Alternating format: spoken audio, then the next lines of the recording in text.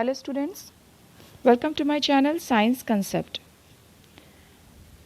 पिछले क्लास में हम लोगों ने जाना था हमारा पाचन तंत्र यानी हमारी आहार नाल दिखती कैसी है।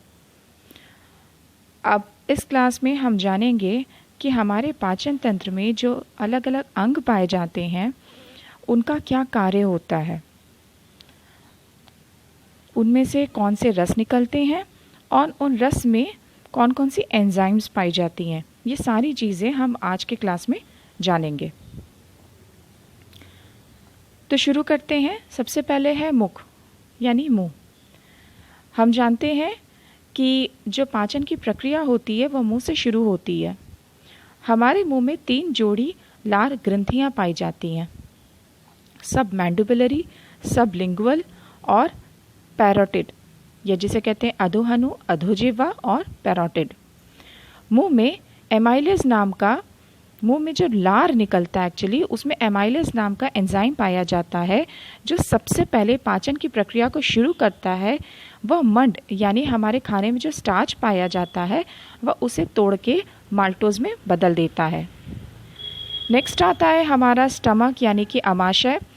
अमाशय की दीवार से जो रस निकलता है उस रस को हम कहते हैं जठर रस। इस जठर रस में 5 चीज़ें पाई जाती हैं। सबसे पहले श्लेष्मा यानी कि म्यूकस। ये जो श्लेष्मा होता है ये हमारे अमाशय की दीवार को बचाता है। किससे? हाइड्रोक्लोरिक एसिड से, क्योंकि हमारे अमाशय में से हाइड्रोक्लोरिक एसिड भी निकलता है। इस एसिड का बहुत काम होता है, ये जो हमारे भोजन में कीटाणु वगैरह होते हैं उनको वो नष्ट कर देता है। उसके अलावा 3 एंजाइम्स पाई जाती हैं जो कि आप यहाँ पे ब्लैक पेन से लिखा हुआ देख रहे हैं। पहला है पेप्सिन, दूसरा है रेनिन और तीसरा है लाइपेज। ये एंजाइम्स बहुत इंपॉर्टेंट है, इन्हें ध्यान दीजिएगा। पेप्सिन नाम की जो एंजाइम होती है वो प्रोटीन का पाचन करती है। वो प्रोटीन को तोड़ती है पेप्टोन्स या पॉलीपेप्टाइड्स में।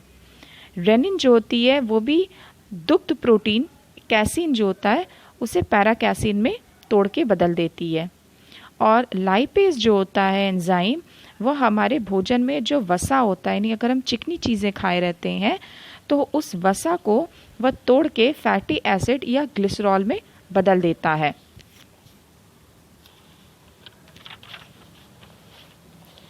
नेक्स्ट हम जानेंगे अग्न्याशय के बारे में। अग्न्याशय की दीवारों से जो रस निकलता है उसे हम कहते हैं अग्न्याशयी रस, और इसमें 4 मेन एंजाइम्स पाई जाती हैं, trypsin, chymotrypsin, amylase, lipase. Trypsin और काइमोट्रिप्सिन का वही काम है, दोनों प्रोटीन्स को ही तोड़ती हैं, पेप्टोन्स में या पॉलीपेप्टाइड्स में बदलती हैं। एमाइलेज जो होता है हमारे खाने में जो कार्बोहाइड्रेट पाया जाता है अलग अलग रूप में उनको तोड़ के ग्लूकोज में बदल देता है। और फाइनली जो लाइपेज होता है वो वही जो अगर हम चिकनी चीज़ें खाए रहते हैं वसा वाली, तो वसा को तोड़ता है फैटी एसिड और ग्लिसरॉल में। नेक्स्ट है हमारा लिवर यानी कि यकृत। यकृत से जो रस निकलता है उस रस को कहते हैं पित्त रस यानी कि बाइल, और इसका काम होता है वसा का इमल्सीकरण करना। मतलब वह वसा जो हमारे खाने में होती है उसको वो फैला देता है।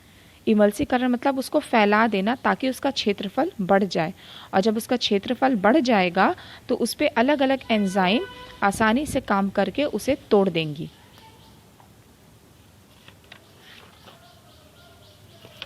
अब हम नेक्स्ट जानेंगे हमारी छोटी आंत यानी कि क्षुद्रांत के बारे में। हमने पिछले क्लास में आपको बताया था कि छोटी आंत की जो दीवार होती है उससे एक रस निकलता है जिसे हम आंतरीय रस कहते हैं। ठीक है, इस आंतरिक रस के अलावा जो यकृत यानी कि लीवर से जो रस निकलता है और हमारे अग्न्याशय से जो रस निकलता है वो दोनों हमने बताया था कि गॉल ब्लैडर यानी पित्ताशय में इकट्ठा होता है। जैसे ही खाना हमारी छोटी आंत में आता है तो छोटी आंत की भीतरी झिल्ली से आंतरिक रस निकलता है, साथ ही साथ लीवर और अग्न्याशय का रस भी इसमें पहुंच जाता है। तो खैर हम जानते हैं कि हमारे जो आंतरिक रस में उसमें कौन कौन से एंजाइम्स पाए जाते हैं। तो इसमें मेनली 4 तरह के एंजाइम्स पाए जाते हैं, इरेप्सिन, माल्टेज, सुक्रेज और लैक्टेज। इरेप्सिन क्या करता है, जो पिछले हमारे अमाशय में और हमारे अग्न्याशय में जो प्रोटीन टूटे थे और टूट के थोड़े छोटे हो गए थे, जैसे कि पेप्टोन्स और पॉलीपेप्टाइड्स में, उन्हीं टुकड़ों को और ज़्यादा छोटे टुकड़े में यानी कि अमीनो एसिड में बदल देता है, ताकि उनका अवशोषण आसानी से हो सके, यानी बॉडी हमारी ईजिली अमीनो एसिड को ले सके। इसके अलावा माल्टेज, सुक्रेज, लैक्टेज जो होते हैं वो माल्टोज, सुक्रोज और लैक्टोज को और छोटे कण में यानी कि ग्लूकोज में बदल देता है।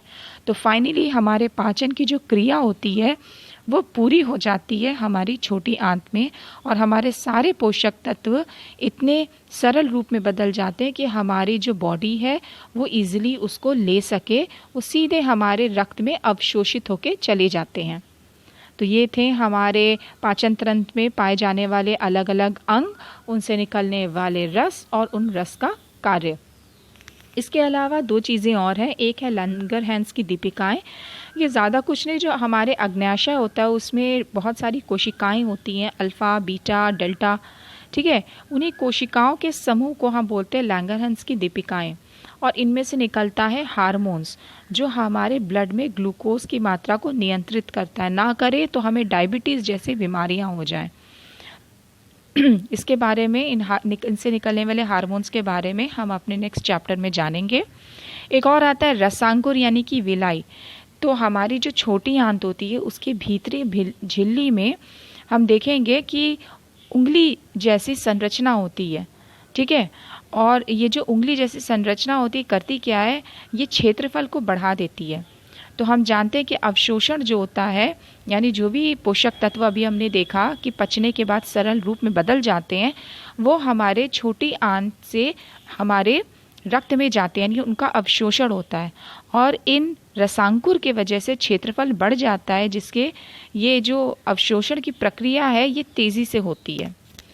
तो इसके अलावा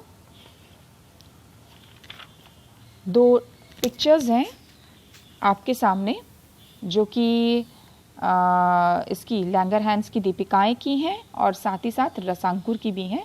तो आप उन्हें देख लीजिए कि वे एक्चुअली में देखने में लगते कैसे हैं।